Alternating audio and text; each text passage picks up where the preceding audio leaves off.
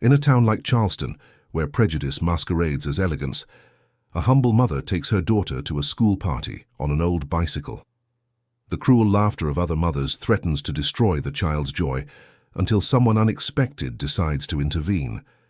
What begins with pain turns into a twist that moves everyone and reveals the true value of dignity. If this story interested you, don't forget to subscribe to our channel and tell us which city you are watching from. Let's continue. I promise this will be the best story you will ever hear in your life. The alarm clock rang at 5:30 in the morning. Just like every other day, Maya opened her eyes slowly, feeling the weight of the fatigue accumulated from another intense week of work. The room was small and modest, with walls in need of a fresh coat of paint and simple furniture she had bought little by little with great effort. The window let in the first rays of sun on that Saturday in May in Atlanta, and the heat already promised to be stifling before 9 o'clock. She got up carefully so as not to make a sound and walked to the room next door, where Sophie was sleeping peacefully, clutching her faded teddy bear. Maya stopped at the door, watching her daughter with that love only a mother knows. A love that hurts, that weighs, that sacrifices, but is also the only thing that keeps her standing every day. Sophie was 5 years old, with straight brown hair that fell to her shoulders, large dark eyes full of curiosity, and a smile that lit up even the hardest days. Today would be a special day. The end of the year school festival. Sophie had been talking about it for weeks, excited about the performances, the treats, and her friends. Maya knew how much it meant to the girl, and so even with a tight budget, she had set aside every cent to buy a new dress. It wasn't a designer label, of course, but it was beautiful, yellow as the sun, with a white ribbon at the waist. Sophie had chosen it personally at a shop downtown, and her eyes had sparkled with joy when Maya said yes. Maya went back to the kitchen and started preparing breakfast. The rented apartment was simple, located in a working-class neighborhood on the outskirts of the Atlanta metropolitan area. 2 small bedrooms, a living room that also served as a play area for Sophie, a narrow kitchen, and a bathroom that constantly had plumbing issues. But it was theirs. It was the home Maya had managed to build alone, without anyone's help, after Sophie's father abandoned them while she was still pregnant. While frying eggs and warming bread, Maya thought about everything she had been through in recent years. She was 28, but she felt as though she had lived much longer. Working as a housekeeper in the homes of wealthy families was exhausting, both physically and emotionally. She cleaned marble bathrooms, organized closets larger than her entire apartment, and washed imported dishes that cost more than her monthly salary. And she did it all with dignity because she had to, because she had a daughter to raise, educate, and feed. The old bicycle leaning against the living room wall was her only means of transport. An old blue Huffy, its paint faded, with a bent front basket and a seat patched with electrical tape. Maya used it every day to go to work, to go shopping, to take Sophie to school. She wasn't ashamed of it, on the contrary. That bicycle represented her resilience, her ability to keep going even when everything seemed impossible. Sophie woke up shortly after 7, already jumping out of bed with the characteristic energy of an excited child. She ran to her mother and hugged her around the waist. "Mom, today is the day of the party. I'm going to wear my yellow dress, right?" "Of course, my love. You're going to look beautiful, the prettiest of all." "And you're coming with me, right, Mom? Promise you'll be there?" Maya felt a pang in her heart. She knew what it meant to go to that school. Briarwood Academy was a renowned private institution, attended by Atlanta's elite. Maya could only afford the tuition because she worked for the headmaster, who offered a partial scholarship in exchange for extra cleaning services. It was a beautiful school with manicured gardens, climate-controlled rooms, and qualified teachers. Sophie deserved to study there, but Maya knew she didn't belong to that world. "I promise, sweetie. I'll be there with you the whole time." After breakfast, Maya carefully bathed Sophie, washing her hair with strawberry-scented shampoo and combing every strand delicately. She made 2 perfect braids, intertwining the hair with skill and love. She tied white ribbons at the ends and smiled at the result. Sophie was radiant. The yellow dress was put on with all the ceremony the moment deserved. Maya fastened every little button on the back, adjusted the ribbon at the waist and put on the little white shoes they had bought the month before. When Sophie looked at herself in the mirror, she let out a little squeal of joy. "Look, Mom, I look like a princess." "You are my princess, Sophie, you always have been." Maya then got ready herself. She didn't have sophisticated clothes, but she chose her best dress, a simple navy blue one, and applied a light lipstick. She tied her own hair in a low ponytail and put on the only pair of heeled sandals she owned, even though she knew pedaling to the school would be uncomfortable. Before leaving, Maya looked at the bicycle and took a deep breath. She knew what awaited her. She knew about the looks, the comments, the disguised laughter. She had experienced it before at parent-teacher meetings and school events. The other mothers arrived in imported cars, dressed in designer clothes, with makeup, as if they were going to a runway show. And she arrived on a bicycle, sweaty in simple clothes. The difference was glaring and cruel. But today was for Sophie, and for her, Maya would face anything. "Let's go, my love. Time to go." Sophie climbed onto the back of the bike, holding tight to her mother's waist. Maya began pedaling through the neighborhood streets, feeling the already warm May sun on her skin. The trip to Briarwood Academy took about 40 minutes. 40 minutes of pedaling under the heat, going up hills, dodging potholes and listening to her daughter, saying excitedly behind her, "Mum, there's going to be chocolate cake today." "There will be, honey, and you can eat as much as you want." "And there's going to be a dance performance too. The teacher said we practiced really well." "I know, baby. I saw you practicing at home. You're going to do great." Maya smiled, but inside her heart was heavy. The closer they got to the school, the more nervous she became. Not for herself, but for Sophie. She was afraid her daughter would notice the mean looks and whispered comments. She was afraid that special day would turn into something painful. When they finally arrived at the entrance of Briarwood Academy, Maya felt her stomach churn. The gate was open, decorated with colorful balloons and a huge banner that said, "End of Year Celebration." The inner courtyard was full of arriving families. Luxury cars were parked out front, one after another, imported SUVs, gleaming sedans, even a high-end pickup truck that looked like it belonged in a magazine. Mothers stepped out of the impeccable vehicles in linen dresses, carrying designer bags, their hair styled in expensive salons. Fathers wore button-down shirts and designer sunglasses. The children were dressed like little adults in clothes that cost hundreds of dollars. Maya got off the bike and helped Sophie down too. She looked for a discreet place to lock it, finding a small area near some ornamental plants, half hidden. She locked the chain with trembling hands and held her daughter's hand. "Let's go, honey." They walked toward the gate. Maya felt the stares immediately. Some mothers stopped talking and looked in their direction. Others whispered among themselves, laughing softly. Sophie, still innocent, noticed nothing. She walked happily, swinging her mother's hand, admiring the colorful decorations. Upon entering the courtyard, Maya tried to remain discreet, looking for a corner where they could stay without drawing attention. But it was impossible. She felt like everyone was watching. And they were. A group of women was gathered near the dessert table, all dressed in sophisticated clothes, their makeup flawless, jewelry glinting in the sun. Maya recognized some of them from other times she had been to the school. One of them was Tiffany, the mother of one of Sophie's classmates, a tall, blonde woman who always looked at her with disdain. Beside her was Rachel, a brunette with short hair and a sharp gaze. There were 3 or 4 others, all from the same privileged social circle. Tiffany was the first to comment, but she didn't lower her voice enough. "Look who's here, on a bicycle as usual." The others laughed, trying to hide it, but the malice was evident. "I can't understand how the headmaster allows people like that to study here. It lowers the school's standards," Rachel added, shaking her head. "And look at the clothes. It looks like she came from a thrift store. What an embarrassment for the daughter." "Exactly. If I were her, I wouldn't even come. It's so awkward." Maya heard everything. Every word was like a knife. She felt her face burn and her eyes sting, but she took a deep breath and tried to control herself. She couldn't let them see her weakness. She couldn't cry there, in front of everyone, especially not in front of Sophie. But when she looked down, she saw that her daughter had heard too. Sophie had stopped walking. Her little face, once radiant, was now confused and hurt.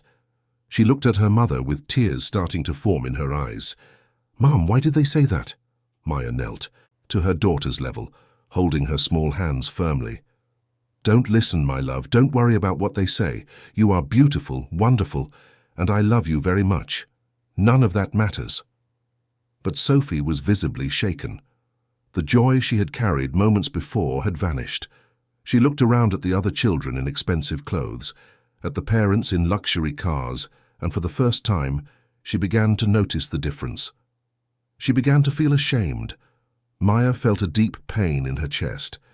Worse than any humiliation she could suffer was seeing her daughter like this, wounded, ashamed of something that wasn't her fault. It was unfair. It was cruel. But it was the reality they lived in. They walked to a far corner and sat on a wooden bench.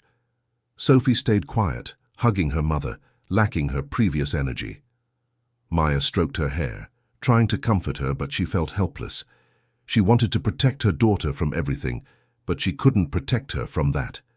From people's malice, from prejudice, from the glaring inequality that surrounded them. The courtyard continued to fill with families. The party was about to start. A huge table had been set up in the center, full of snacks, sweets, cakes, and sodas. Colorful balloons decorated every corner. A small set of bleachers had been set up for the children's performances. And in the opposite corner, drawing everyone's attention, was a shiny red sport motorcycle, displayed as the grand prize for the raffle that would take place at the end of the event. Maya observed all of it, with a mix of sadness and resignation. That wasn't her world. It never would be. But it was the world her daughter needed to be in to get a quality education, to have opportunities she herself never had. And for that she would endure. For Sophie, she would endure anything. On the other side of the courtyard, near the stage set up for speeches and performances, stood Caleb Sterling. He was 35 years old, tall with an athletic build, well-cut dark hair and brown eyes that conveyed seriousness. He wore a white dress shirt and dark jeans, unassuming, but with the natural elegance of someone accustomed to success. Caleb was the owner of one of Atlanta's largest technology companies, responsible for developing software for major corporations. His name was well known in the business world, and he had been invited as one of the main sponsors of the school festival, but Caleb wasn't there out of social obligation. He was there because he genuinely believed in education, in opportunities, and in helping those in need. His own story was proof of that. He had grown up in a rough neighborhood in Atlanta, the son of a domestic worker who raised him and his two brothers alone. He knew well what it was like to be in need, to wear patched clothes, to be humiliated for not having what others had. And it was precisely that, pain that motivated him to study, to work hard, and to build something greater. He was talking to the school headmaster, finalizing the last details of the event, when he heard the malicious laughter of the group of women. He turned instinctively and saw the scene. A woman in a simple blue dress, clearly embarrassed, kneeling beside a little girl in a yellow dress who was crying softly, and all around them, judgmental looks, cruel comments, and disguised laughter. Caleb felt anger rise within him. That scene was so familiar, so painfully familiar. He remembered his own mother being humiliated at a school party when he was only 6 years old. He remembered how it marked him, how he felt small, ashamed, and powerless. And he also remembered how he promised himself that when he grew up, he would never let anyone go through that without a response. He excused himself from the headmaster and walked slowly toward the bench where Maya and Sophie were. He watched them from a distance, noticing the details, the way the mother stroked the daughter's hair with infinite tenderness, the way the girl clung to her seeking comfort, the silent dignity of that woman, who, even when humiliated, kept her head held high for the love of her daughter. Caleb stopped a few yards away, still watching. He knew he had to do something, but he didn't want to be invasive. He didn't want it to look like pity. He wanted it to be genuine empathy, justice. The party officially began with the headmaster's speech. Mrs. Higgins took the stage and thanked everyone for coming. She spoke about the school year, the students' achievements, and the institution's values. The children were called for their dance and music performances. Sophie was called too, and Maya encouraged her to go, even seeing that her daughter was discouraged. "Go, my love, you practice so much, it will be beautiful." Sophie obeyed reluctantly and went up on stage with the other children. The music started, and they performed a rehearsed choreography. Sophie tried to keep up, but she was clearly drained. Her movements were mechanical, lacking the joy Maya knew she had during rehearsals at home. Maya watched with a broken heart.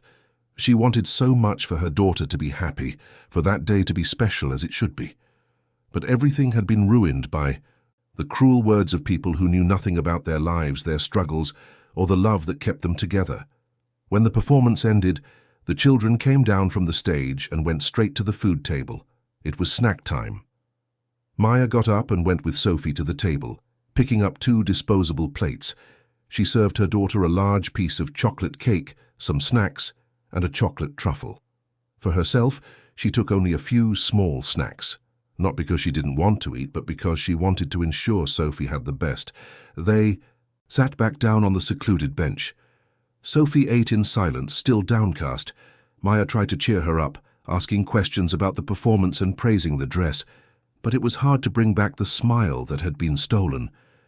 Caleb continued to watch from afar. He had seen the way the mother served the daughter, ensuring she had the best portion while keeping the minimum for herself. He had seen the care and unconditional love stamped on every gesture, and it touched him deeply. Suddenly a scream caught everyone's attention. A child, a boy of about 6, had tripped near the bleachers and fallen face first onto the ground. He was crying loudly, his knee scraped and bleeding. His parents were on the other side of the courtyard, distracted in a conversation, and didn't notice immediately. Maya stood up at once. Without thinking twice, she ran to the boy, knelt beside him, and helped him sit up. She took a tissue from her bag and began to clean the wound carefully, speaking to him in a soft tone to calm him down. "Calm down, sweetheart. It's going to be okay. It's just a little scratch." The boy sobbed, but began to calm down at the sound of Maya's sweet voice. She continued cleaning the scrape, checking if there was anything more serious, while Sophie watched from the side, admiring her mother's kindness. The boy's parents finally realized what had happened and came running. The mother, a woman in an expensive dress with impeccable blonde hair, seemed surprised to see Maya caring for her son. "Thank you," she said without much emotion in her voice. "I'll take it from here."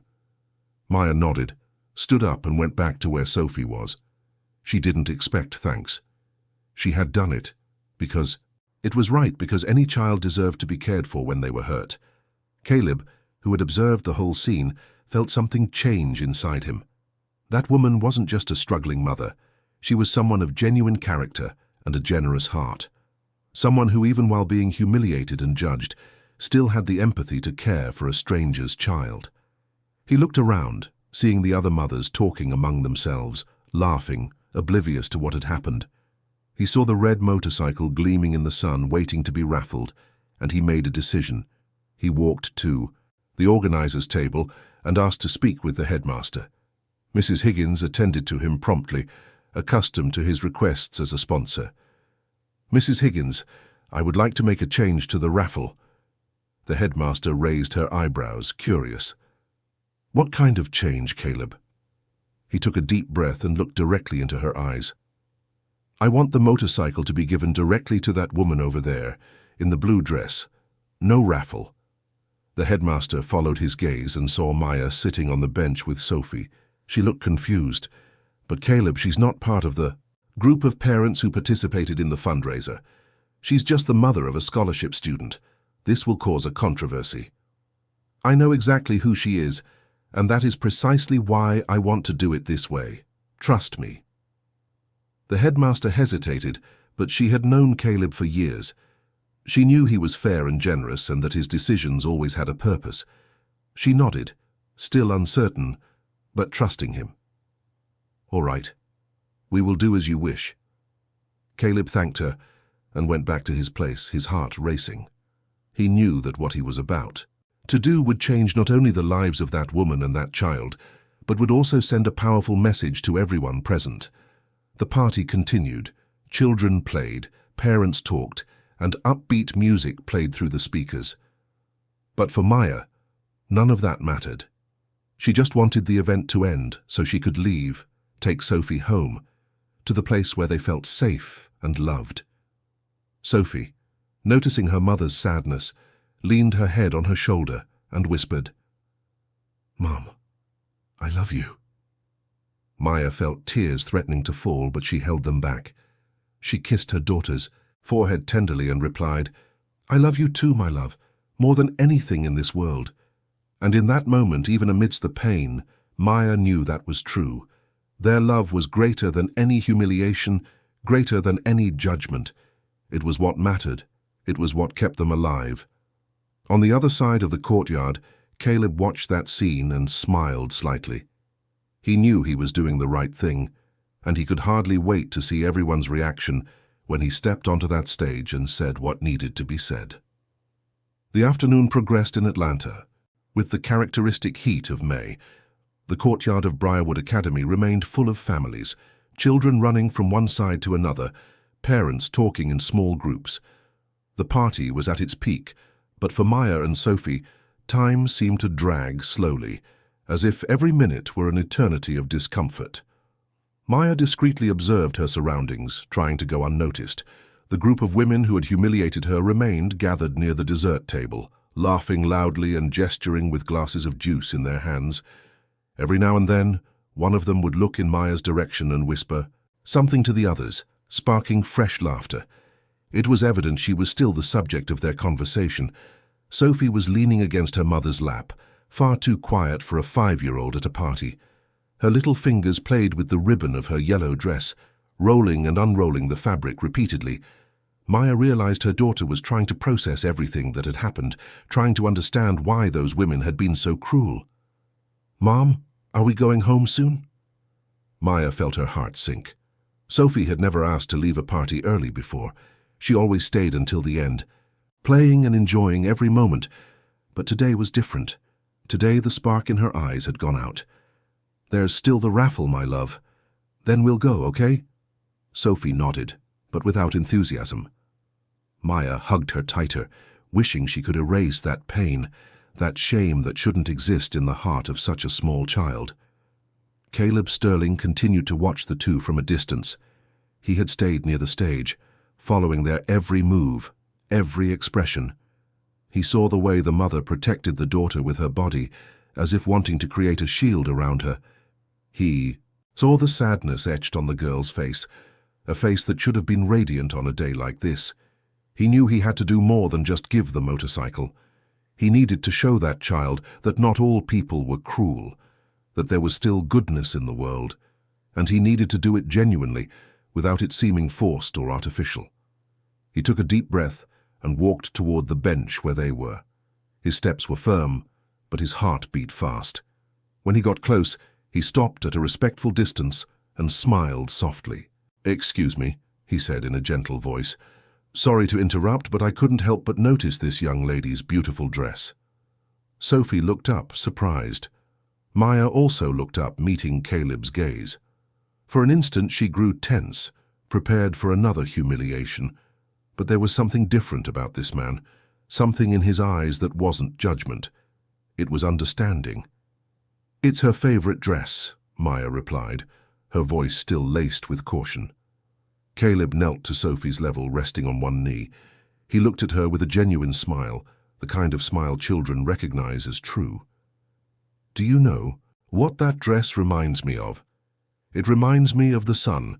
Did you know the sun is the most important thing in the sky? Without it, nothing would grow, no flower would bloom, no life would exist. And you, in that yellow dress, look like a little piece of the sun here on earth." Sophie blinked, still suspicious, but a hint of curiosity began to appear in her eyes. "But did you know it's important because it shines?" Caleb laughed softly, a gentle laugh that seemed to warm the air around them. "Exactly, and you know what else? The sun doesn't need anything but itself to shine. It doesn't need expensive clothes, fancy cars, or anything like that. It shines because it's the sun, just like you shine just by being you." Maya felt her eyes sting. Those words, so simple, carried deep weight. She realized this man wasn't just trying to cheer Sophie up. He was conveying a message to both of them, a message of self-worth, of dignity. "What is your name?" Caleb asked, still looking at Sophie. "Sophie. What a beautiful name. My name is Caleb. And your mother?" Maya hesitated for a second before answering, still trying to understand this man's intentions. "Maya. Nice to meet you both. Do you live nearby?" Maya nodded. "In the suburbs. We came by bicycle." Caleb noticed the way she said it, with a mix of pride and apprehension. Pride for having made it there, apprehension of being judged for it. He wanted to say that it was admirable, that her strength was inspiring, but he knew he had to be subtle. He didn't want it to sound like condescension. "That's cool. I've always admired people who use bikes. It's much healthier and more sustainable than a car. When I was a kid, I went to school on a bike too. Mine was red and all rusty, but I loved that bike." Sophie looked at him more closely now. "You went on a bike too?" "I did. Every day, rain or shine. My mother didn't have a car, so the bike was our transportation. And you know what? Some of my best memories are from when I pedaled with my mother. We talked about everything, laughed a lot. They were special moments." Maya felt something stir inside her. There was truth in those words. It wasn't a rehearsed or empty speech. He had actually lived it. She could tell by the way his eyes lit up when talking about his mother, by the genuine nostalgia in his voice. "Your mother must have been a very strong person," Maya commented, almost without realizing it. Caleb turned his gaze to her and nodded with a soft but emotionally charged smile. "She was. She passed away 5 years ago. But yes, she was the strongest woman I've ever known. She raised 3 kids alone, working as a housekeeper, facing prejudice every day. And she never lost her dignity. She never bowed her head. She taught me that a person's value isn't in what they have, but in who they are." Maya felt tears coming. Those words touched her heart deeply, because they were exactly what she tried to teach Sophie every day. That they weren't less important because they had less money. That kindness, character, and love were what really mattered. "I'm sorry about your mother," Maya said sincerely. "Thank you. But she left a beautiful legacy. She taught me never to judge anyone by appearances, to always look at people's hearts. And today, seeing you two here, I was reminded of her so much. I remembered the way she protected me, the way she loved me unconditionally." Sophie, who was listening intently, asked with a child's innocence, "Are you rich now?" Caleb laughed, but without arrogance, with genuine lightness. "I have a company. I work hard. But you know what I learned, Sophie? Money doesn't make anyone better or worse. It just makes life a little more comfortable. What really matters is how you treat people, if you're kind, if you help those in need." "And do you help?" "I try to help whenever I can. And today, I'm very happy to have met you." Maya was emotional but still confused. Why was this man being so kind? What did he want? She was used to seeing interest in people, expectations, ulterior motives. But in him, as much as she looked, she only found sincerity. "Do you work at the school?" Maya asked, trying to understand. "Not exactly. I'm one of the sponsors of the event. My company supports some educational projects here in Atlanta. I believe strongly in quality education for everyone." "That's very beautiful of you." Caleb shrugged modestly. "It's the least I can do. I had opportunities many don't, so I try to give back in some way." At that moment, Sophie slipped from Maya's lap and approached Caleb with curiosity. "Do you want to be my friend?" Caleb smiled, touched by the simplicity and purity of that question. "I would love to be your friend, Sophie. And your mother's too, if she'll let me." Maya felt her face flush slightly. There was something in the way he looked at her that made her feel seen. Not as the poor woman who arrived on a bike, but as a person of value, deserving of respect. "I think Sophie has already decided for both of us," Maya replied with a shy smile. "Children are always wiser than we are, aren't they?" They talked for a few more minutes. Caleb asked about Maya's work, about the dreams she had for Sophie, and about the difficulties of daily life. And Maya, surprised by his genuine attention, began to open up. She told him about the houses where she worked, how hard it was to balance everything alone, and how she did everything so Sophie could have a better education. Caleb listened attentively, without interrupting, without judging, just absorbing every word, every emotion. And the more he heard, the more admiration he felt for that woman.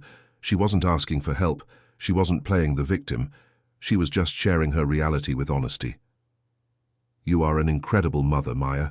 Sophie is very lucky to have you." Maya felt her chest tighten. It had been so long since anyone valued her like that. It had been so long since she felt recognized. "I only do what any mother would do." "No, you do much more than that. And one day, Sophie will understand how much you fought for her." Before Maya could respond, the sound of the microphone echoed through the courtyard. The headmaster was stepping onto the stage, indicating that the raffle time was near.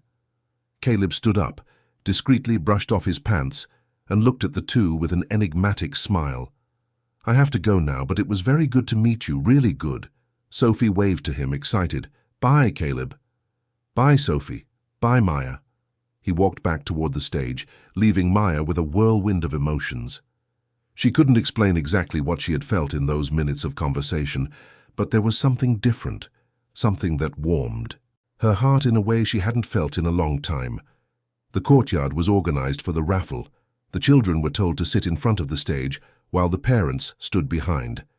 Maya and Sophie went there too, positioning themselves discreetly in a side corner. The red motorcycle was in the spotlight, gleaming under the afternoon sun, and everyone present looked at it with admiration and expectation. Mrs. Higgins took the microphone and began to speak. "Good afternoon, everyone. I hope you are enjoying this beautiful end-of-year party. I want to thank all the families, teachers, and staff for being here. And I especially want to thank our sponsors, who made this event possible." She gestured toward Caleb, who was standing beside the stage. "In particular, our dear Caleb Sterling, from Sterling Tech Solutions, who not only sponsored part of the event but also donated this beautiful motorcycle that will be raffled today." Applause echoed through the courtyard. Caleb nodded in thanks, but his face was serious, concentrated. The headmaster continued. "As everyone knows, each family received a ticket upon entering. The raffle will be conducted fairly and transparently, but before that, I would like to invite Caleb himself to say a few words." Caleb took the stage to more applause. He took the microphone and stood in silence for a few seconds, looking at the crowd. His gaze scanned every face present, pausing for a moment on Maya and Sophie, who were in the corner. Maya felt her heart race without understanding why. "Good afternoon, everyone," Caleb began, his voice firm but gentle. "It is a pleasure to be here today, among so many families, celebrating the education and the future of our children." He paused, taking a deep breath. "Before we start the raffle, I would like to share something with you. A story, my story." The courtyard fell silent. Everyone was paying attention. "I was born and raised in a poor neighborhood in Atlanta. My mother was a housekeeper, and my father abandoned us when I was 3. We were poor, very poor. I remember going to school in patched clothes with holes in my shoes, hungry. I remember being humiliated by my classmates, hearing mean comments from the parents of other children."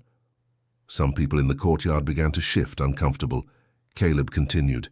"But my mother never let me give up. She worked 16 hours a day so that my brothers and I could study. She peddled miles under sun and rain to ensure we had the minimum. And you know what she told me? She said, 'Caleb, you are worth a lot. No matter what others say, you have value.'" Maya felt tears stream down her face. She knew exactly where this was going. "Today, upon arriving here, I saw a scene that broke my heart. I saw a mother arriving on a bicycle with her daughter. I saw her locking the bike carefully, walking into the courtyard holding the child's hand.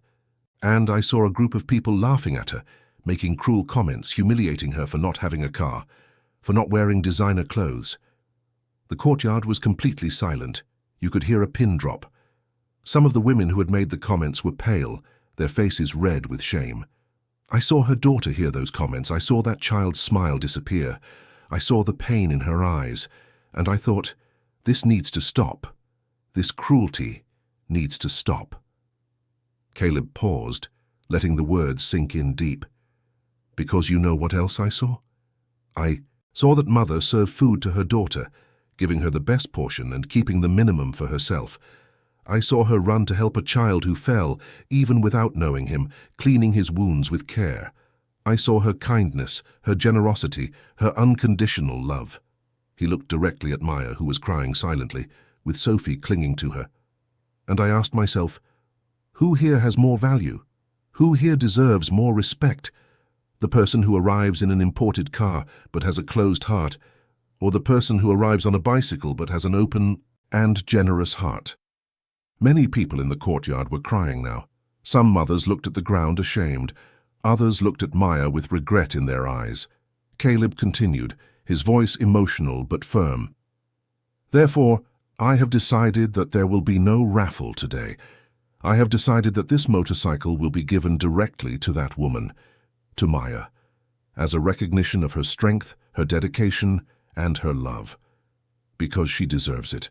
Because people like her deserve to be recognized and valued. The courtyard exploded in applause.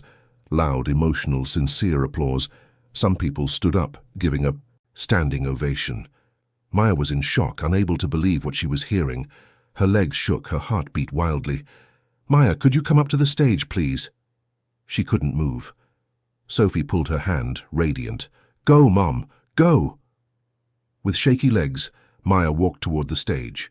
People made way for her, still applauding. When she climbed the steps, Caleb was waiting for her with a gentle smile, extending his hand to help her. She took his hand and felt the firmness, the warmth, the security. When they stood face to face on the stage, Caleb spoke softly, only for her to hear. You deserve this and much more. Maya couldn't speak. Tears flowed freely now, but they were tears of gratitude, relief, and pure emotion. Sophie ran up to the stage too and hugged her mother's legs, beaming. Caleb took the microphone again.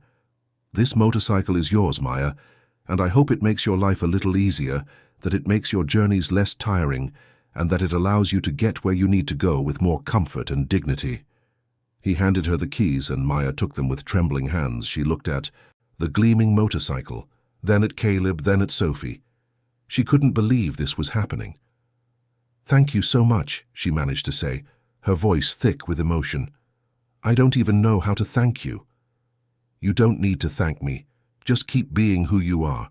Keep loving your daughter, keep fighting, keep being this incredible person. The applause continued, but something else was happening. From the middle of the crowd, a female voice called out, Maya? Maya looked and saw Tiffany, one of the women who had humiliated her, walking toward the stage. Her face was wet. With tears, her eyes red. She stepped onto the stage, visibly shaken, and stood in front of Maya. I need to apologize. I was horrible to you. I judged you without knowing you. I was cruel and insensitive. Please forgive me. Rachel came right behind, also crying. Me too. I was terrible. I have no excuse for what I did. I'm so sorry, Maya. Truly. The other women from the group approached one by one, all asking for forgiveness, all visibly repentant. Maya looked at each of them, seeing the sincerity in their regret. She could have felt anger. She could have rejected the apology, but that wasn't who she was. It's okay, she said generously. We all make mistakes. The important thing is to learn from them and try to be better. The women hugged her, still crying, thanking her for her forgiveness. The entire courtyard was moved, witnessing that moment of redemption and compassion. When everything calmed down, Caleb stepped off the stage with Maya and Sophie. He took them to the motorcycle and showed the details to Sophie, who was enchanted. It's beautiful, Mom. Are you going to be able to ride it? I'll have to learn. My love. Caleb smiled. I can teach you if you want. It's not hard. Maya looked at him surprised. You would do that? Of course. It would be my pleasure. Sophie clapped her hands, excited. That's so cool. Caleb is going to teach Mom. Maya laughed, for the first time that day. A true, light, happy laugh. She felt that something had changed, not just because of the motorcycle, but because of that man who appeared out of nowhere and restored her faith in humanity. The party continued for another hour, but now the atmosphere was different. People approached Maya to congratulate her, to talk, to get to know her better. She was no longer the woman on the bike. She was Maya, a valued, respected person. Caleb stayed by their side the whole time, talking to Sophie about cartoons and making Maya laugh with funny stories from his childhood. And the more time they spent together, the more of a connection they felt. When the event was ending and families began to leave, Caleb approached Maya with a proposal. "Maya, I know we just met, but I would like to invite you and Sophie to dinner. Nothing formal, just so we can talk more, so I can get to know you better." Maya hesitated. Part of her was still in shock from everything that had happened, but another part, the part that was beginning to feel something special for this man, wanted to say yes. "I don't know if it would be appropriate." "Why not? We're friends now, aren't we, Sophie?" Sophie jumped, excited. "We are. Mum, let's have dinner with Caleb." Maya looked at her daughter, then at Caleb, and felt her heart warm. Maybe it was time to let herself believe again, to believe that good things could happen, to believe that there were genuine people in the world. "All right, we accept the invitation." Caleb smiled, and there was so much sincerity in that smile that Maya felt butterflies in her stomach. "Great. How about tomorrow night?" "Tomorrow is perfect." They exchanged phone numbers. Caleb offered to pick them up in his car, but Maya said she preferred to go with the new motorcycle, which still needed to be taken home. He laughed and said he would drive behind her to make sure she arrived safely. As they said goodbye, Sophie hugged Caleb tightly. "Thank you for being nice to us, Caleb." He knelt and hugged the girl affectionately.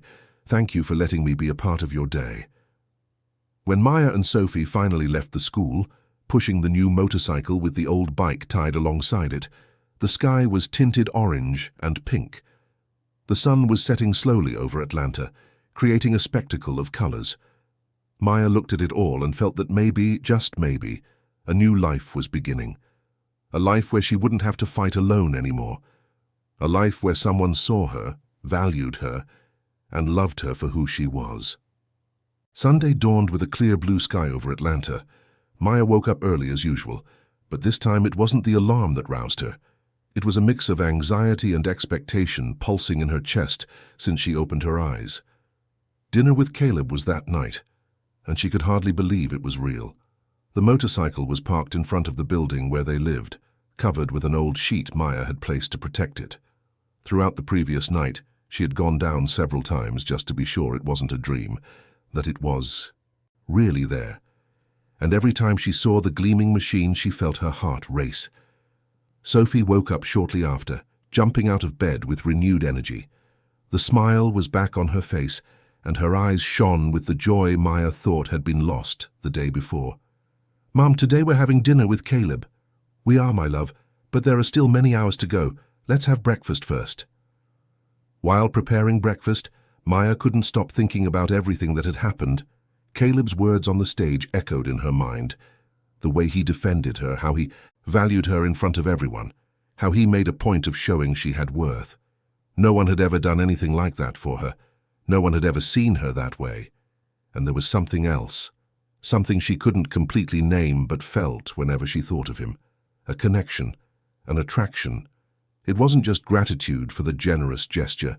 It was something deeper, truer. The way he looked at her, how he listened to her words with genuine attention, how he interacted with Sophie with such tenderness. All of it stirred her heart in a way she hadn't felt in years. After breakfast, Maya decided she needed to do something about dinner. She looked at her modest wardrobe and sighed. She didn't have many options. Most of her clothes were simple and practical, suitable for work or daily life. Nothing that seemed appropriate for dinner with a successful businessman. But then she remembered a dress she had tucked away for a long time. It was dark blue, made of light fabric, with a simple but elegant cut. She had bought it on sale years ago when she still dreamed of having special moments in life. She had never worn it because the occasion never arose, until now. She took the dress out of the closet and examined it. It was a bit wrinkled, but nothing an iron couldn't fix. She smiled slightly, feeling a prickle of hope. Perhaps this was finally the special occasion she had waited for. The hours of the day passed slowly. Maya tried to keep busy, cleaning the apartment, playing with Sophie, watching television. But her mind always drifted back to the dinner, to Caleb, to the possibilities that meeting represented. In the middle of the afternoon, the phone rang. It was Caleb. "Hi, Maya, I hope I'm not bothering you." "No, of course not. Is everything okay?" "Everything's great. I was thinking, if you'd like, I could stop by earlier to give you your first lesson on the motorcycle. That way you can start getting familiar with it." Maya felt her heart skip. The idea of seeing him sooner made her excited and nervous at the same time. "That would be great, but I don't want to take up your time." "You're not taking up my time, Maya. I'm offering because I want to, truly." She smiled, feeling her face flush, even though she was alone. "All right then. What time can you come?" "How about in an hour? That way we still have daylight."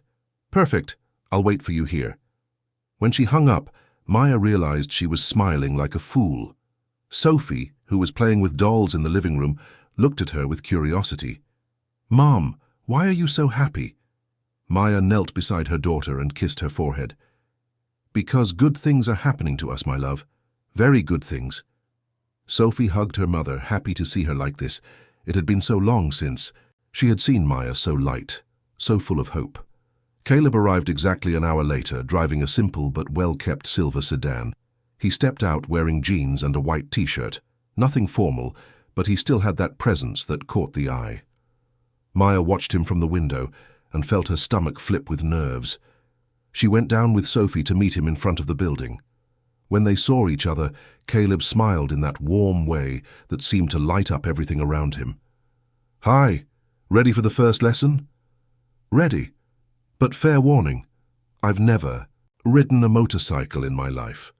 "No problem, I'll teach you everything calmly." He pulled the sheet off the motorcycle, and the gleaming machine appeared. Sophie clapped her hands, thrilled. "It's so pretty, Caleb." "It sure is. Your mum deserves pretty things." Maya felt her face heat up at the comment. Caleb noticed and smiled, but not maliciously. It was a gentle, sincere smile. He spent the next 40 minutes explaining every detail of the motorcycle. He showed her where each control was, how the throttle, brakes, and clutch worked. Maya paid attention to everything, but every now and then, she caught herself looking more at him than at the bike. The way he explained with patience, how he made sure she understood, how he smiled every time she got something right. "Now, let's do this. You're going to get on the bike, and I'm going to help you take the first lap around the block. No rush, very slow." Maya climbed onto the motorcycle carefully, feeling the weight of the machine and the texture of the handlebars in her hands. Caleb stood beside her, one hand resting on the seat to help her maintain balance. "Calm down, take a deep breath. You can do this." His voice was so reassuring that Maya felt the tension ebb away. She started the engine, felt the vibration beneath her, and slowly began to move. Caleb ran alongside her, holding the bike, guiding every movement. "That's it. You're doing great. Now accelerate just a little more." "Yes, perfect." Maya felt a mix of fear and exhilaration. It was terrifying and liberating at the same time, and having Caleb there by her side, encouraging her, supporting her, made everything easier. When they completed the first lap around the block and stopped back in front of the building, Maya was out of breath, but her eyes were shining. "I did it! You did! You were incredible!" Sophie jumped with joy, clapping her hands. "Mom, you rode the bike! You did it!" Caleb laughed and approached Maya, who was still sitting on the motorcycle. "See? I knew you could. You're much stronger than you imagine." Maya looked at him, and for a moment their gazes met in a different way. There was something there, a chemistry, a connection that went beyond friendship. She realized he felt it too by the way his eyes lingered on hers before turning away. "Well," he said, clearing his throat, "I think that's a good start for today. How about we meet back in a few hours for dinner?" "Sounds good. And Caleb, thank you for everything." "No need to thank me, Maya. This is what friends do." But she realized it was more than friendship, and by the look in his eyes, Caleb knew it too. When he left, Maya went up to the apartment and started getting ready. She bathed Sophie, dressed her in a little pink dress the girl loved, and braided her hair again. Then it was her turn. She took a long bath, washed her hair carefully, and applied a moisturizer she kept for special occasions. She put on the dark blue dress and looked in the mirror. She looked different. It wasn't just the clothes. It was something in her eyes, in her face. There was hope there. There was life. She applied a discreet lipstick, a bit of mascara, and let her hair down, which she usually kept tied up. When she finished, Sophie looked at her with admiration. "Mom, you look so pretty." "You look beautiful too, my love." Caleb arrived punctually at 7, in the evening. When Maya opened the door, he stood still for a few seconds, just looking at her. "You look beautiful." Maya felt her face flush. "Thank you. You look very good too." And he did. Caleb wore a light blue dress shirt, no tie, with the sleeves rolled up to his elbows, and black dress pants. Simple, but elegant. He took them to a cozy restaurant in the Buckhead area, near a small lake. It wasn't an ostentatious or overpriced place, but it was beautiful and well kept, with a lovely view of the moonlit water.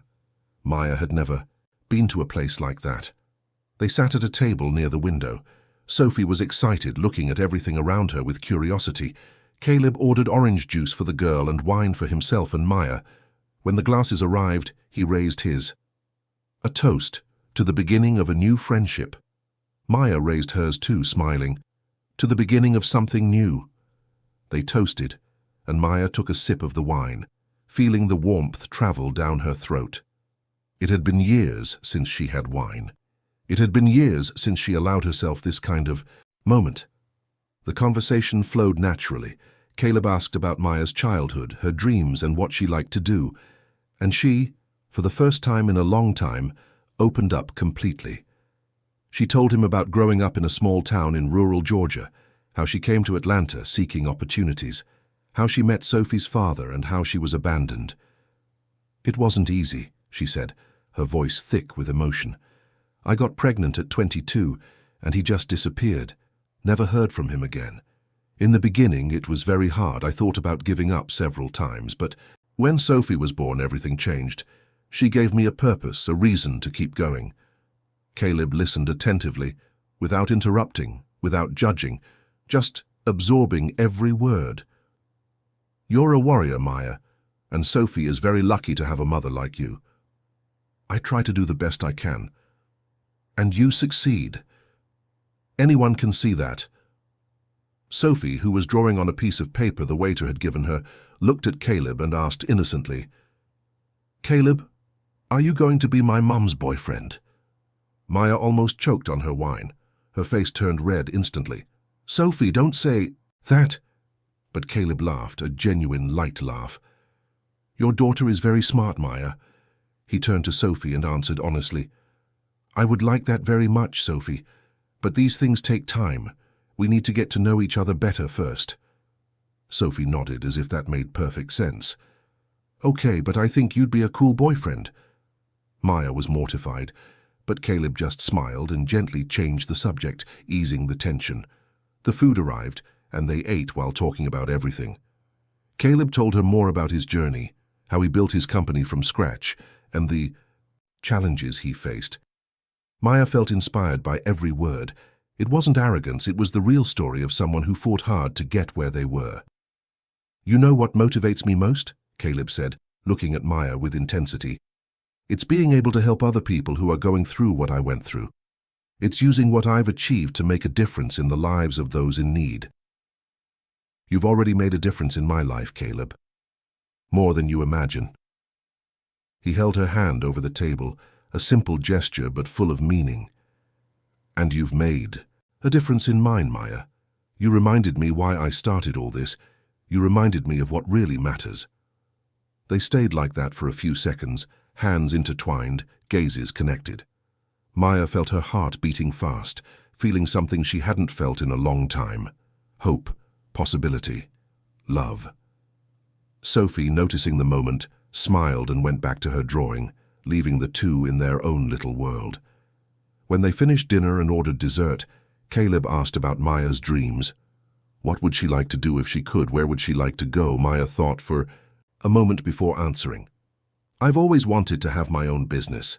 Something simple, maybe a small bakery. I love making cakes and sweets. I learned from my grandmother when I was a child, but I never had the money to invest in that." "Why not now?" Maya laughed without humor. "Caleb, I can barely pay my rent. Opening a business is completely out of reality." "But what if it weren't? What if you had someone to support you, to believe in you?" Maya looked at him confused. "What are you talking about?" "I'm talking about the fact that I believe in you, Maya. And if you really want this, I would like to help you make that dream a reality." "No, Caleb, you've already done too much. I can't accept anything else." "It's not charity, Maya. It's an investment.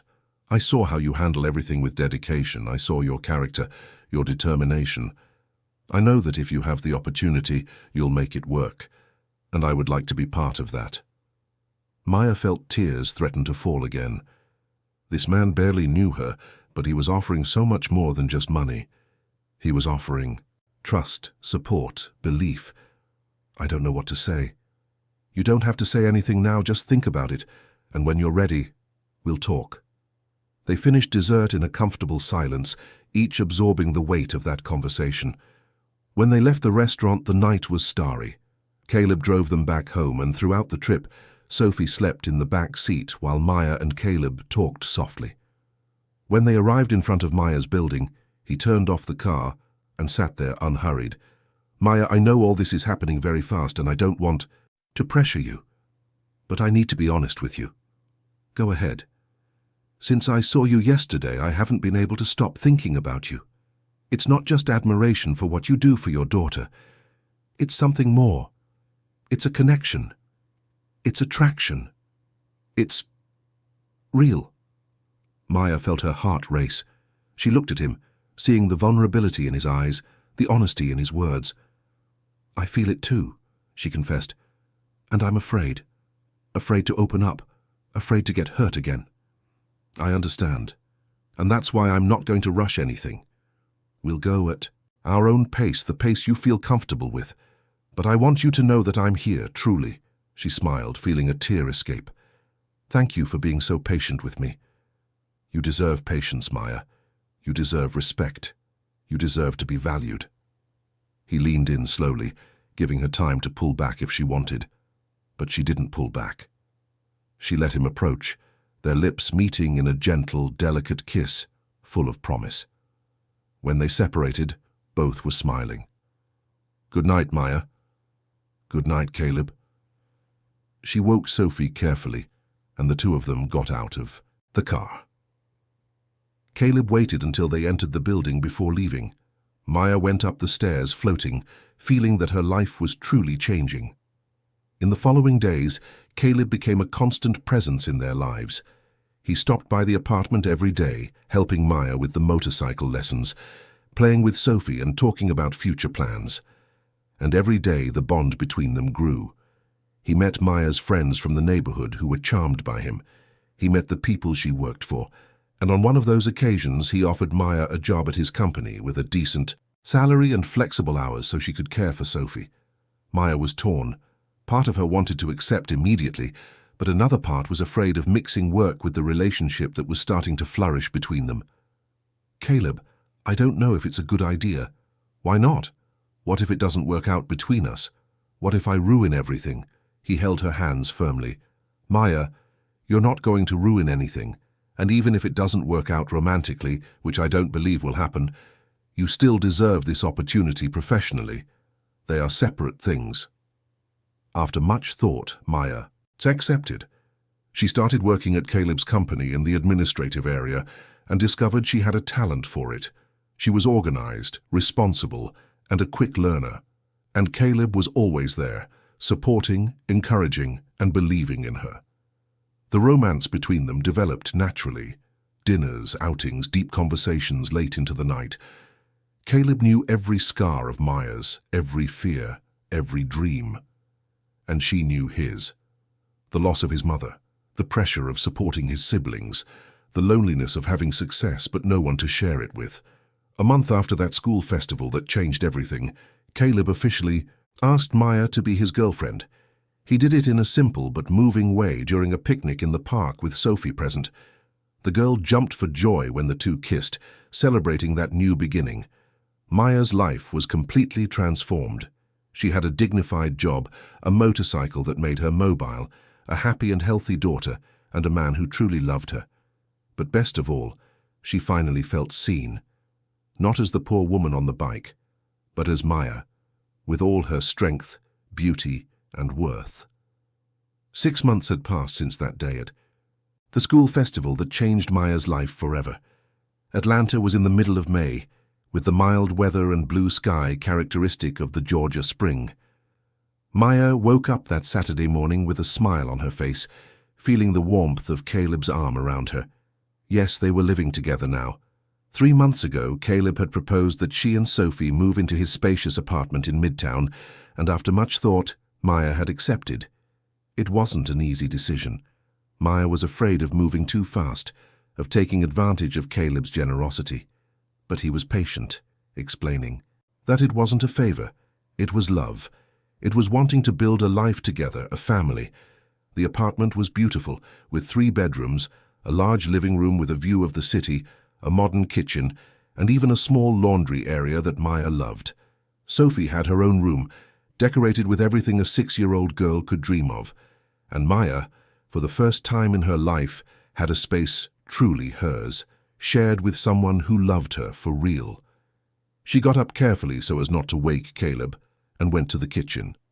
While preparing, "Coffee?" She looked around and was still surprised at how much her life had changed.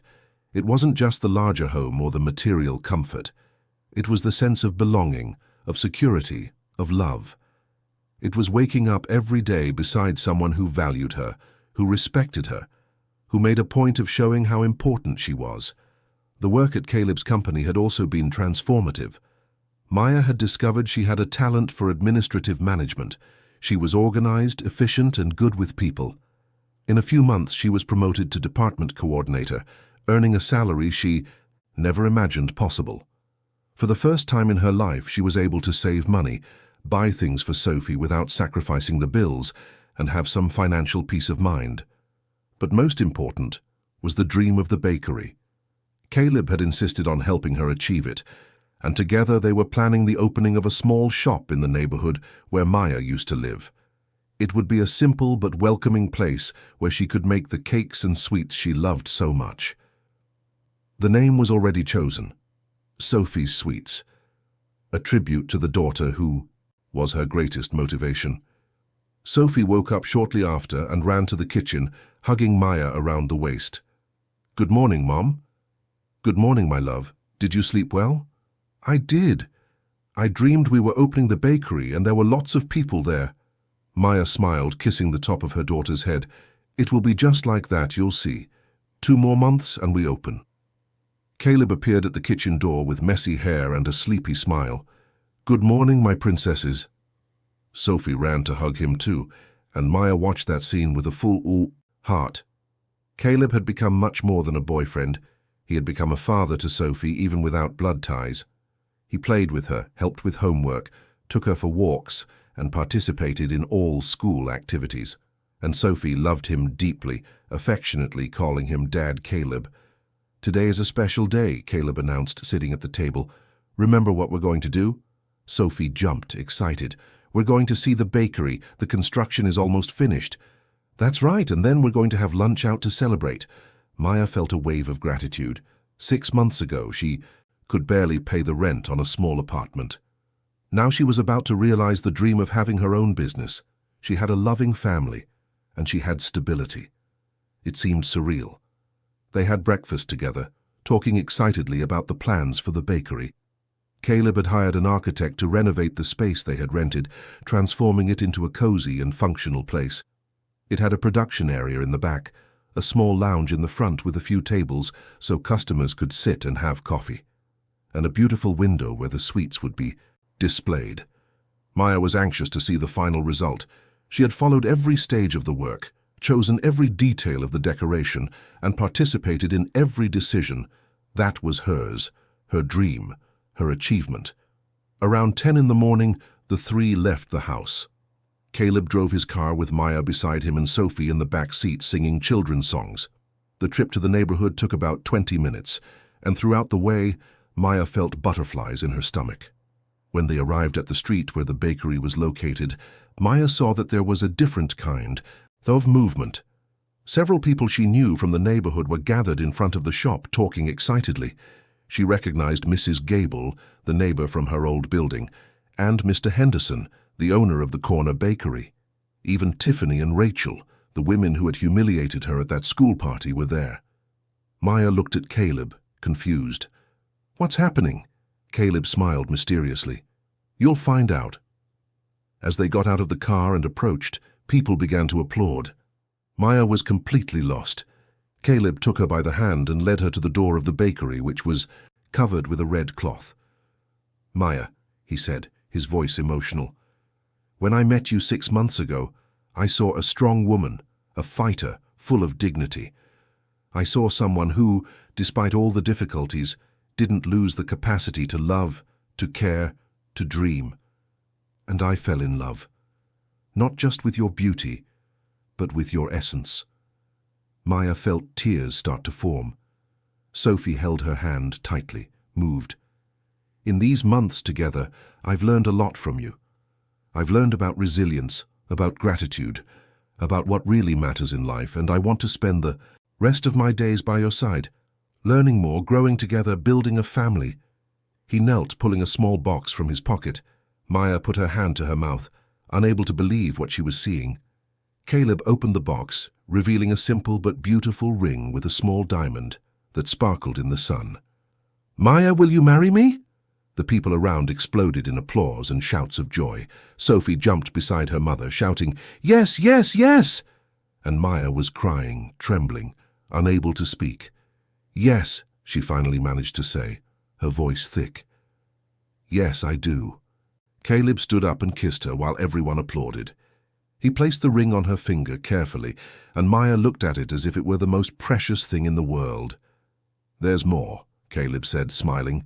"Look there." He pointed to the covered door. Maya approached and pulled the red cloth, revealing a beautiful wooden sign with gold letters. "Sophie's Sweets, Artisanal Bakery." But that wasn't all. Below, in smaller letters, it said, "By Maya Sterling." Maya looked at Caleb, confused. "Sterling? But I'm still—" He held her hands, looking deeply into her eyes. "I know you're still Maya Vance, but this is my early wedding gift. I want you to start using my last name now. I want people to know that you are mine, that I am yours, that we are a family." Maya couldn't stop crying. She hugged Caleb tightly, feeling all the love, all the generosity, all the kindness of that man. People began to enter the bakery to see the interior. Maya went with them, marveling. Everything was perfect. The walls were a soft cream tone with wooden details. The floor was porcelain tile that mimicked light wood. The tables were round, made of white iron with delicate chairs.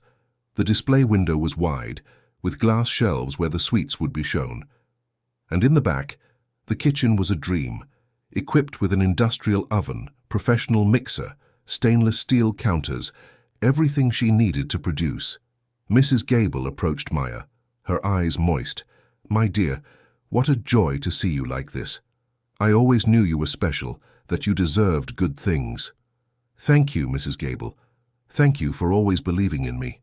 Tiffany and Rachel also approached, visibly moved. "Maya," Tiffany said, "we wanted to apologize to you again. What we did was unforgivable." Maya held Tiffany's hand gently. "It's already forgiven. We all deserve a second chance." Rachel hugged Maya, crying, "You are an inspiration to all of us. You show that it's possible to win, that it's possible to be happy." The rest of the morning was a celebration. The people who had come to see the bakery brought flowers, gifts, and words of encouragement. Maya felt that she wasn't just opening a business. She was opening a new chapter of her life. Caleb had organized everything perfectly. Even small sweets that Maya had made in the previous days were being served to visitors, a kind of preview of what was to come. Everyone praised them, saying it was the best cake they had ever tasted, that the bakery would be a success. Sophie ran from one side to another, happy, showing everyone that this was her mother's shop. There was a genuine pride in her voice, a spark in her eyes that Maya would never tire of seeing. When everyone had left and they were alone in the bakery, Maya sat in one of the chairs and looked around. Caleb and Sophie sat beside her. "You did it, my love," Caleb said. "You did it." Maya looked at him, then at Sophie, then at the ring on her finger. "No, we did it, because none of this would be possible without you two." Sophie hugged her mother and Caleb, and the three of them stayed there, huddled together in silence, a silence full of meaning, of gratitude, of love. In the following months, the bakery became a success. Maya worked hard, waking up early to prepare the sweets, serving customers, and managing the business, but now she wasn't alone. Caleb helped her whenever he could, taking care of the financial part and doing marketing. And Sophie, even though she was small, also helped, organizing tables and talking to customers with her natural charm. The wedding was set for 3 months later, in September, when the fall colors would begin to show. It would be a simple but moving ceremony with close friends and family. Maya had reconnected with some relatives from out of state she hadn't seen in years, and Caleb made a point of inviting them all, even paying for their travel so they could be present. A week before the wedding, Maya was in the bakery finishing the details of the cake she herself would make for the ceremony when the door opened. It was a woman she didn't know, about 40 years old, well-dressed, with a gentle smile. "Good afternoon. Are you Maya?" "I am. How can I help you?" The woman approached, moved. "My name is Claire. I'm Caleb's sister. He told me so much about you, but I was traveling, and only now was I able to come and meet you in person." Maya was surprised. Caleb had mentioned his siblings, but they lived in other cities and she hadn't yet had the opportunity to meet them. "So good to meet you. Caleb talks about you all the time." Claire looked around the bakery, admiring it. "This is beautiful. You have so much talent. But you know, I didn't just come to see the place. I came to tell you something important." "Go ahead." Claire sat in one of the chairs and Maya did the same. "Caleb is my younger brother. When our mother passed away, he took on the responsibility of taking care of me and our other brother. He paid for our studies, helped us financially, was always present. He's an incredible man and I love him very much." Maya nodded, sensing there was something more. "But he was always very lonely," Claire continued. "He works too much, demands too much of himself, never allowed anyone to truly get close. Until you. For the first time in his life I see him truly happy. I see him smiling, relaxed, in love. And that's thanks to you, Maya." Maya felt her eyes sting. "I'm happy with him too. Very happy." "I know. And that's why I wanted to thank you. For taking care of my brother, for loving him, for building a family with him. You have no idea how important that is to us." The two hugged, crying, creating an instant bond that Maya knew would become deep. On the wedding day, Maya woke up at Mrs. Gable's house, who had offered her home for Maya to get ready, following the tradition that the groom and bride shouldn't see each other before the ceremony. Sophie was with her, already dressed in her beautiful light pink flower girl dress with white flowers in her hair. Maya looked at herself in the mirror, wearing a simple but elegant white dress, with delicate lace on the shoulders and a skirt that fell softly to her feet. It wasn't a designer dress, but it was perfect. She was perfect. "You're beautiful, Mom," Sophie said, admiring her. "You are too, my love. The most beautiful flower girl in the world." Mrs. Gable appeared at the door with moist eyes. "My dear, you are radiant. May God bless this marriage." The ceremony would be in a small chapel in the neighborhood, followed by a party in a nearby hall. Nothing too large or ostentatious, but full of love and meaning. When Maya arrived at the chapel, arm in arm with Mr. Henderson, who had kindly offered to give her away, she felt her heart race. The music began to play and the doors opened. There was Caleb at the altar, handsome in his navy blue suit, his eyes fixed on her. And when their gazes met, Maya saw tears streaming down his face, tears of happiness, of love, of gratitude. She walked slowly down the aisle, with Sophie throwing flower petals ahead of her. She saw the faces of friends, family, and all the people who were part of that journey, and when she finally reached the altar and Caleb held her hands, she felt she was exactly where she should be. The words of the officiant seemed to echo from afar. All Maya could see and feel was Caleb.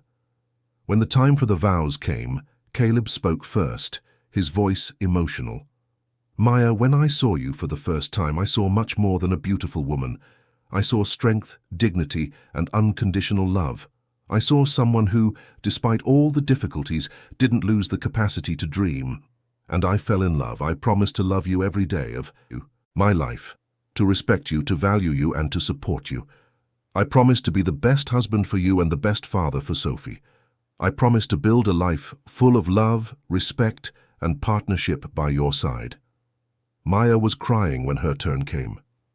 "Caleb, you appeared in my life when I needed it most, not just with material gestures, but with something much more valuable, true love. You showed me that I had value, that I deserved to be happy, that I was worthy of love. I promised to love you unconditionally, to support you in every moment, and to build a beautiful family by your side. I promised to make you happy every day, and I promised never to forget how much you transformed my life." When they exchanged rings and the officiant declared them husband and wife, the kiss they shared was full of promises, of the future and of eternal love. And when they turned to the guests, everyone was on their feet, applauding and crying with emotion. The party was beautiful. Delicious food, joyful music, dancing and laughter. Caleb and Maya danced the first dance to a song that spoke of new beginnings, of love that heals and of dreams that come true. At one point, Caleb called Sophie to dance with them. The three of them danced together, huddled, forming a family. And Maya looked around, seeing all those happy people celebrating that moment, and felt a deep gratitude. 6 months ago, she had arrived on a bicycle at a school party, humiliated, judged, and hurt. And today she was there, married to the man she loved, owner of her own business, surrounded by people who respected and admired her. The transformation was complete as the party was ending, and the guests began to leave. Maya and Caleb went out to the parking lot, and there was the old blue bicycle, now restored and painted white, decorated with flowers. Caleb had kept the bike and renovated it as a symbolic gift. "Never forget where you came from," he said. "From this bike, from that struggle, from that strength, because that's what made you who you are." Maya touched the handlebars of the bike affectionately, remembering every mile pedaled, every difficulty faced, every tear shed. That bicycle represented her journey, her past, and now it also represented her future, because no matter where she went, she would never forget where she came from. Caleb, Maya, and Sophie got into the car together, leaving the party behind, but taking with them all the love, all the hope, and all the dreams. They were going on their honeymoon, a week at a cabin in North Georgia where they could relax, celebrate, and plan the future. As they drove through the streets of Atlanta, Maya looked out the window and saw the city lit by the night. The same city where she had struggled so much, where she had suffered, where she had resisted. But now it was also the city where she had found love, realized her dreams, and built a family. She held Caleb's hand tightly and looked back, where Sophie was sleeping peacefully in the seat. Everything had been worth it, every tear, every difficulty, every moment of pain, because everything had led her there, to that moment of complete happiness. And as the car followed the highway, Maya closed her eyes and whispered a prayer of gratitude. Gratitude for the strength she had not to give up, gratitude for the people who crossed her path, gratitude for the love she found, gratitude for the life she now had. The future was uncertain, as it always had been, but for the first time, Maya wasn't afraid of it, because she knew she wasn't alone anymore. She had a family. She had love. She had hope. And that was all she needed to keep dreaming, fighting, and living. The story of Maya and Caleb was proof that it is possible to start over, that it is possible to find light even in the deepest darkness, and that true love has the power to transform lives. And that in the end, what really matters isn't where we come from or what we have, but who we are and how we love. And they were love, pure, true, and transforming.